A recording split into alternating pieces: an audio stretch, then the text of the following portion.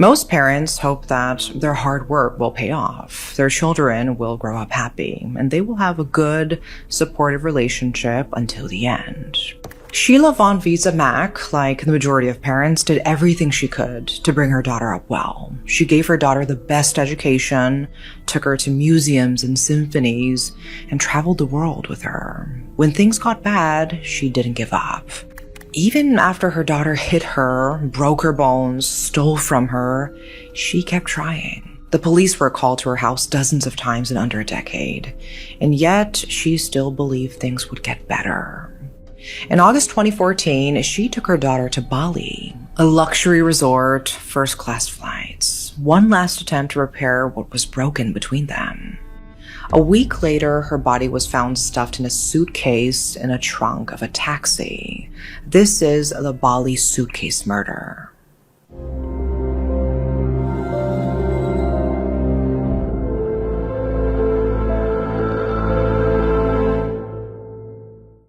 On August 12, 2014, a taxi driver at the St. Regis Valley Resort was waiting for his passengers to return. A young American couple had flagged him down outside the hotel. They loaded a hard-sided silver suitcase into his trunk, placed 2 bags in the back seat, and told him to wait. Then they walked back into the hotel and didn't come back. 2 hours passed. The driver went inside to find hotel staff. Together, they went to the passengers' rooms. They were empty. When they returned to the taxi and opened the trunk, they saw blood seeping through the seams of the suitcase. The driver immediately headed to the police station. Inside that suitcase, wrapped in hotel bedding, was the body of 62-year-old Sheila von Visa Mack. Her face was severely battered. She had fractured facial bones, defensive wounds on her hands, and broken fingers. Forensic examination determined she died from blunt force trauma to the head and face, combined with suffocation. The young couple who loaded that suitcase into the taxi were Heather Mack, Sheila's 18-year-old daughter, and Tommy Schaefer, Heather's 21-year-old boyfriend. Police found them the next morning, sleeping in a budget motel about 6 miles away in Kuta. So who was Sheila von Visa Mack? She was born in 1952 in Minneapolis and grew up in Grosse Pointe, Michigan. She attended Simmons College in Boston, where she majored in political science. After graduation, she worked for Senator Ted Kennedy, doing research and various miscellaneous tasks often required when working in politics. She later got an MBA from Washington University in St. Louis and worked for the publisher Doubleday. Friends described her as eccentric, brilliant, and kind. She was well educated and had pursued multiple graduate degrees throughout her life. She was a patron of the arts who hosted concerts in her backyard and was deeply involved in Chicago's cultural and philanthropic community. At age 40, Sheila became pregnant. In 1995, she gave birth to her only child, Heather. Sheila was married to James L. Mack, a prominent jazz musician and composer who had worked with well-known musicians and symphonies both in Chicago and internationally. James Mack was significantly older than Sheila. He was born in 1929. The family lived in Oak Park, an affluent suburb of Chicago. In 2001, the family took a Royal Caribbean cruise. During the trip, James suffered a serious foot injury. According to court documents, he did not receive adequate medical treatment from the ship's doctor, which resulted in partial paralysis. He ended up confined to a wheelchair and required constant care. The family filed a lawsuit against Royal Caribbean. James Mack died in August 2006 at age 76 while the family was vacationing in Greece. He signed his will just 5 days before his death. The will stated his estate was intended only to provide for Heather. James Mack's estate wasn't large at first. He left behind a Chicago condo worth about $150,000 and a bank account containing around $1,800.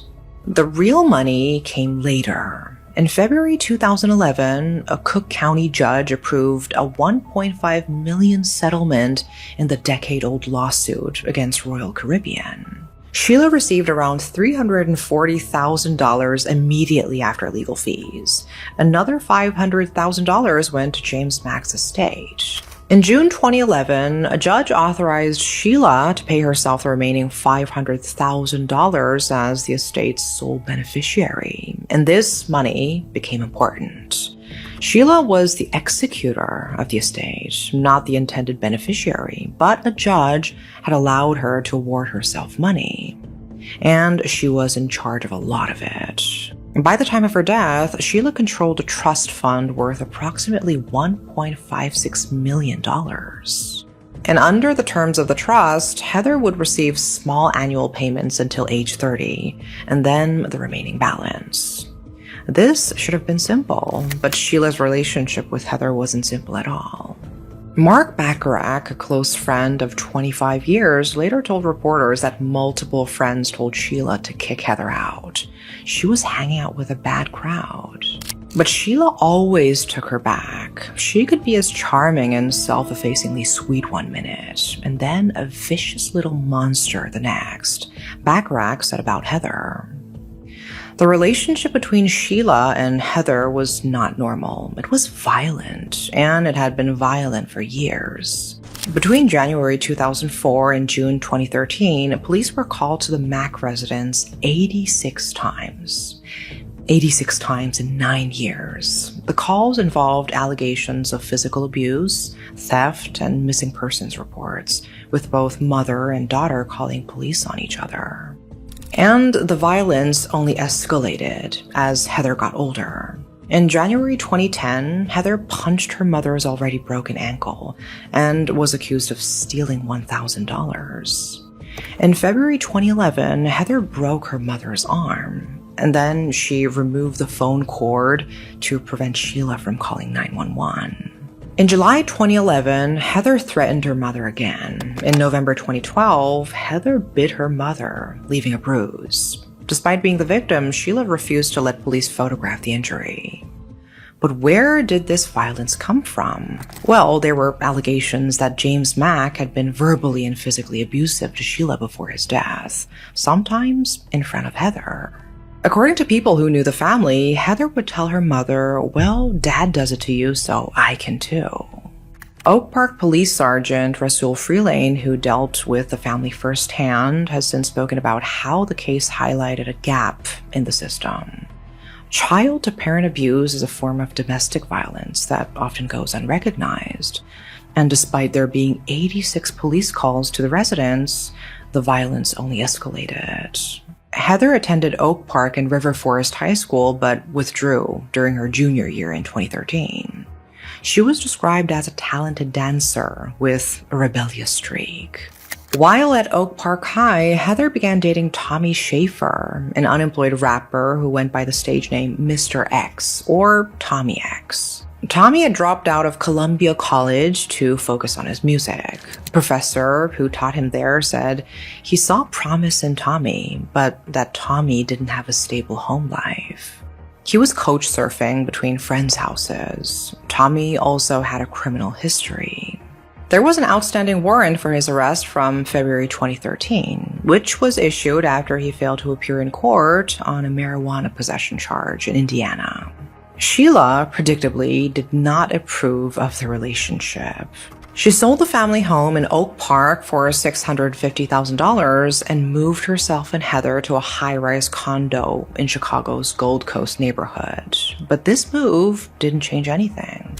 Heather kept seeing Tommy. Not only did they keep seeing each other, but Heather became pregnant by Tommy. According to her defense lawyer, this was Heather's third pregnancy. The lawyer claimed Sheila had pressured Heather to terminate 2 previous pregnancies and was seeking power of attorney over her daughter to force a third abortion. In July 2014, just weeks before the Bali trip, there was another incident. Police found Heather and Tommy partying with 7 other people in a room at the Conrad Chicago Hotel on Rush Street. Sheila had reported that her credit card was being used without permission. The couple had allegedly used the card to book the room and had run up nearly $1,000 in charges. Despite everything, Sheila decided to take a vacation to Bali with Heather in August 2014. Friends said she viewed it as a chance for a new beginning for their relationship. On August 2nd, 2014, Sheila and Heather boarded a plane at O'Hare International Airport and flew first class to Indonesia. They checked into the St. Regis Bali Hotel in Nusa Dua, one of the most exclusive hotels on the island. But the trip was already compromised. Heather had stolen her mother's credit card and used it to book a business class ticket for Tommy to follow them to Bali. The ticket cost a staggering $12,200, and of course, Sheila did not know Tommy was coming. Before the trip, Heather and Tommy had been exchanging text messages. These messages would later become key evidence. As Heather sat in the airport lounge waiting to board, Tommy texted her, "I can't wait to be rich. I seriously can't wait. I'm so geeked. I'm like thinking of lavish lifestyles." Heather responded, "LMAO, I'm in the lounge now. I love you. I'm about to board." The two compared themselves to Bonnie and Clyde. In another exchange, Heather wrote, "I know what makes people tick. The witch. I know what make her tick. I'm with her so much. I know her habit, how she acts, what she does at certain times. It's like breaking out of jail. It takes several years of watching. I have been watching her routine, and I know what I do control. I'm sneaky, I'm smart, and I watch. Trust Bonnie. Don't make everyone else mistake and underestimate me." Even though Sheila was unaware of these messages and didn't know Tommy was on his way, she sensed something was wrong almost immediately. On August 5th, she sent an email to a friend. "I am afraid of her and fear that I should not have come here at all." On August 8th, 4 days before she died, Sheila sent another email to a friend, complaining that Heather had been missing from the hotel for 4 hours. She wrote that she was afraid, though the friend wasn't sure if her fear was for her own safety or her daughter's. Tommy arrived at the St. Regis in the early morning hours of August 12. Hotel staff noticed he had checked into a separate room that was billed to Sheila's account without her authorization. When staff showed Sheila a photocopy of Tommy's passport to identify him, she reacted with shock. "That thief Tommy Schaefer is here," she said, surprised. She asked how he planned to pay for the luxury room. Security camera footage from the early hours of August 12 shows Sheila in the hotel lobby in a panic. She was frantic because Heather was missing. The security staff was preparing to search the resort when Heather suddenly appeared in the lobby. Mother and daughter argued. Later that morning, footage shows Sheila having another argument with Tommy in the hotel lobby. A hotel employee overheard Sheila telling Heather that she and Tommy would face prosecution in Chicago for the credit card fraud. And this was the last time Sheila Von Visa Mack was seen alive. Heather and Tommy hadn't just been sending romantic texts. They had been planning Sheila's murder for months. And they weren't alone. Tommy's cousin, Robert Bibbs, was part of the conspiracy. Before the Bali trip, the three of them met at Bibbs' Chicago home to discuss killing Sheila. Heather had offered Tommy $50,000 to do it. Bibbs expected a cut of the inheritance.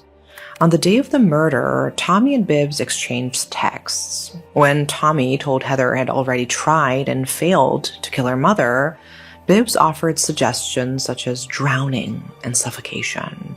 In one message, he wrote, "Go sit on her face with a pillow then." Tommy texted back, "She wants me to right now while she's snoozing."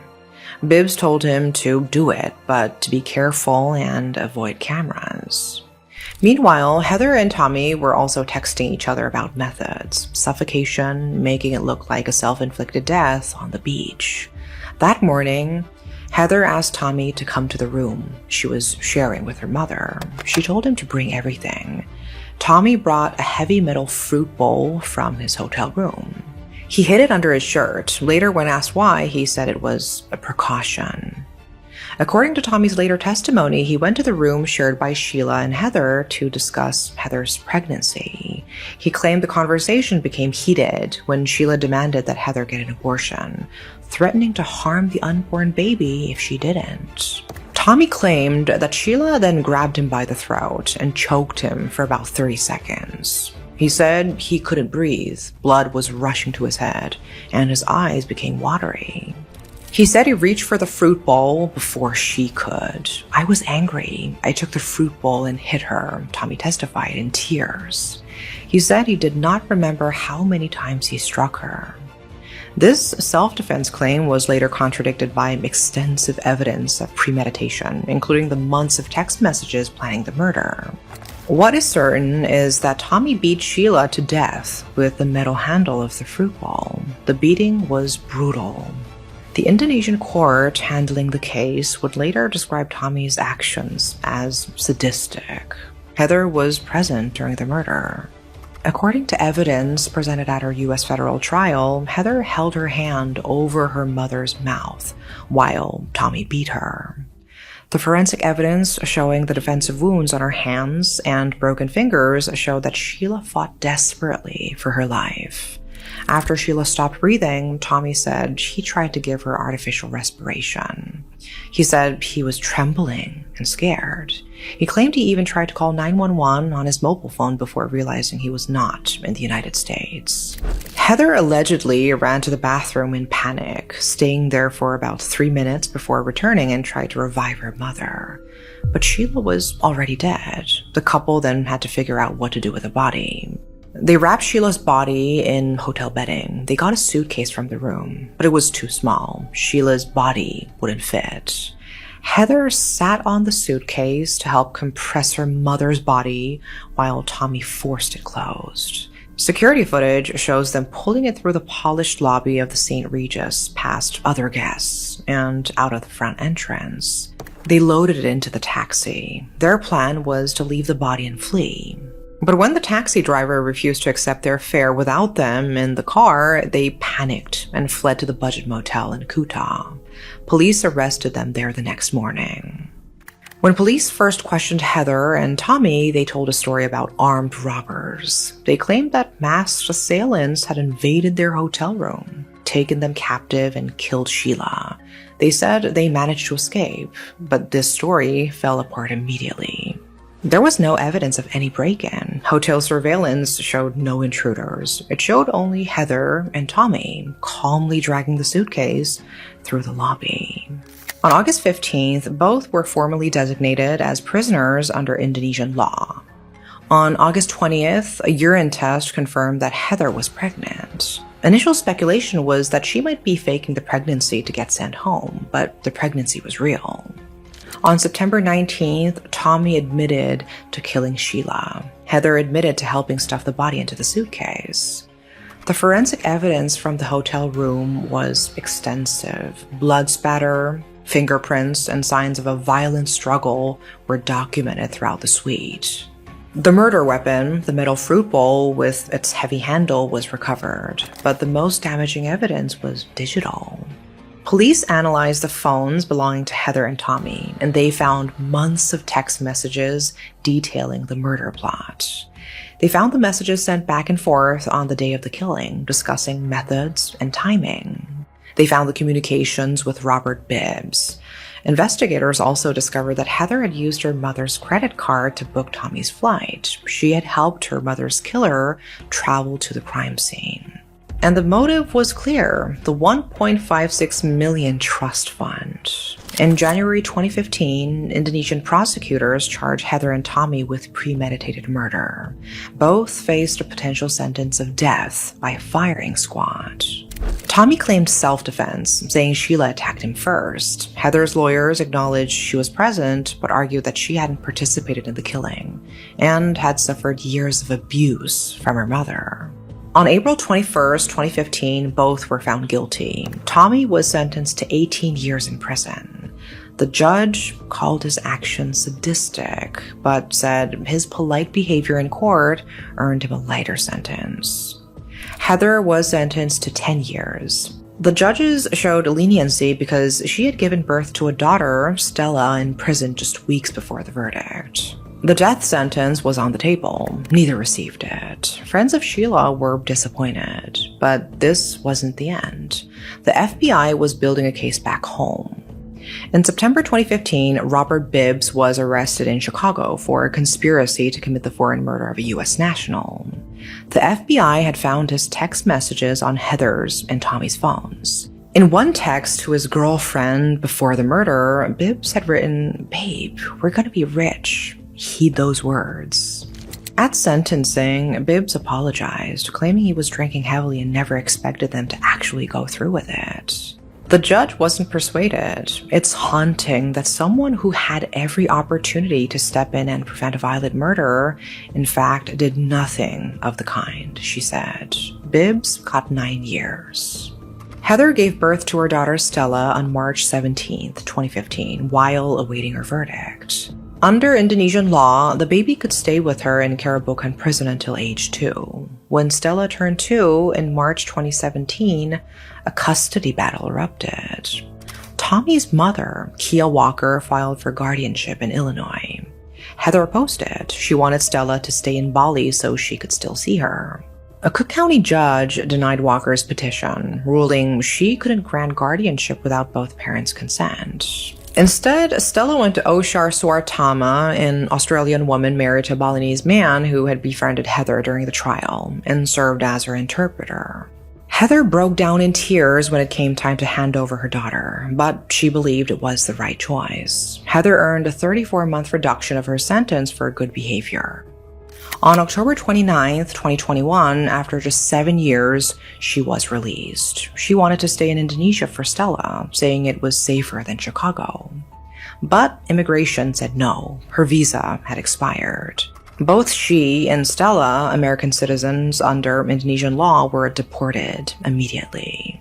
As Heather's plane approached O'Hare on November 3, 2021, a federal indictment awaited. Filed in 2017 and kept under seal, it charged Heather and Tommy with conspiracy to commit murder and obstruction of justice for hiding Sheila's body in a suitcase. Federal agents were waiting for her. When Heather landed, she was arrested. 6-year-old Stella was taken and placed with a court-appointed guardian, attorney Vanessa Favia. Heather pleaded not guilty. She faced life in prison. This time, she wasn't being tried as an accessory. She was being tried as a full co-conspirator under the legal principle that Americans can be prosecuted for murdering other Americans abroad when the conspiracy was formed on U.S. soil. And the custody battle over Stella continued. 4 people sought guardianship. Kia Walker, Lisa Hellman, Heather's cousin from Colorado, Diana Roque Ellis, a California woman claiming to be Sheila's best friend, and Oshar Suartama. There were allegations that some parties wanted to exploit Stella for book or TV deals. In February 2023, Judge Stephanie Miller awarded guardianship to Lisa Hellman. She said she wanted to make sure Stella would not be used as a pawn or exploited in any fashion. In June 2023, Heather Mack changed her plea. She pleaded guilty to 1 count of conspiring to kill a U.S. national. Under the terms of the plea agreement, she faced a maximum of 28 years in prison. Prosecutors recommended 28 years. Her defense lawyers asked for 15 years, with credit for the 7 years she had already served in Indonesia. On January 17, 2024, Heather Mack appeared for sentencing before U.S. District Judge Matthew Kennelly in Chicago. Heather, wearing an orange jumpsuit, remained mostly impassive during her uncle's statement, occasionally looking at attendees and giving small smiles to some. But when it was her turn to speak, she apologized through tears. "It breaks my heart hearing you cry," she told her Aunt Debbie. "There is no excuse for trying to harm her. It doesn't matter what my relationship was with my mother.